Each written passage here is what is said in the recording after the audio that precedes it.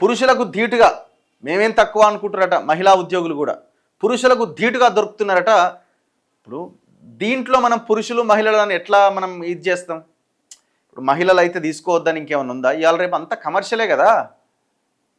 ACB అధికారుల దాడుల్లో మహిళా ఉద్యోగులు కూడా అట్లా దొరుకుతున్నారని చెప్తున్నారు. పురుషులకు ధీటుగా నెలన్నర వ్యవధిలో ఏసీబీ వలకు చిక్కిన 7 మహిళా అధికారులు. ఏసీబీ చరిత్రలోనే ఇది అత్యధికమట. దొరికిన వారిలో 3 జీహెచ్ఎంసీ ఉద్యోగులే. తాజాగా డిప్యూటీ స్టేట్ ట్యాక్స్ అధికారి అరెస్ట్ అట. ఇప్పుడు దొరికినోడు దొంగ అండి, దొరకనోడు దొర.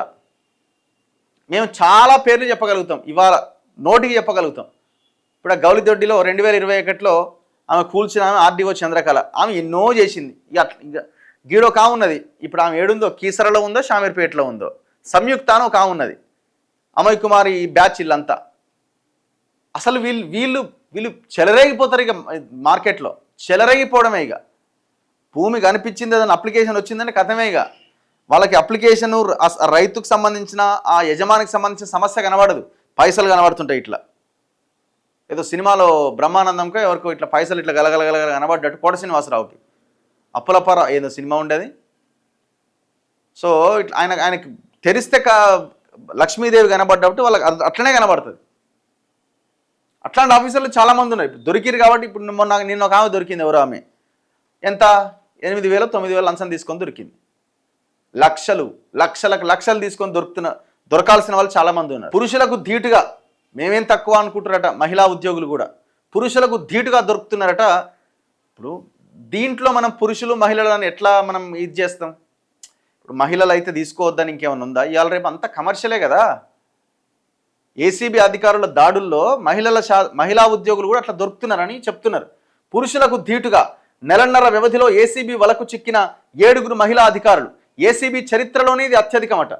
దొరికిన వారిలో 3 జీహెచ్ఎంసీ ఉద్యోగులే. తాజాగా డిప్యూటీ స్టేట్ ట్యాక్స్ అధికారి అరెస్ట్ అట. ఇప్పుడు దొరికినోడు దొంగ అండి, దొరకనోడు దొర. మేము చాలా పేర్లు చెప్పగలుగుతాం, ఇవాళ నోటికి చెప్పగలుగుతాం. ఇప్పుడు ఆ గౌలిదొడ్డిలో 2021లో ఆమె కూల్చిన ఆమె ఆర్డీఓ చంద్రకళ, ఆమె ఎన్నో చేసింది. ఇక గీడో కావున్నది. ఇప్పుడు ఆమె ఏడుందో, కీసరలో ఉందో, షామీర్పేటలో ఉందో. సంయుక్త అని ఒక ఆమె ఉన్నది, అమయ్ కుమార్ ఈ బ్యాచ్ ఇల్లంతా.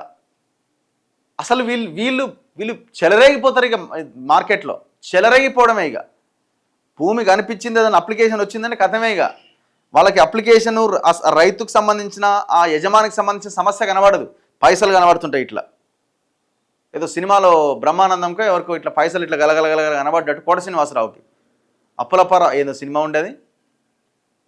సో ఇట్లా ఆయనకి తెరిస్తే లక్ష్మీదేవి కనబడ్డప్పుడు వాళ్ళకి అట్లనే కనబడుతుంది.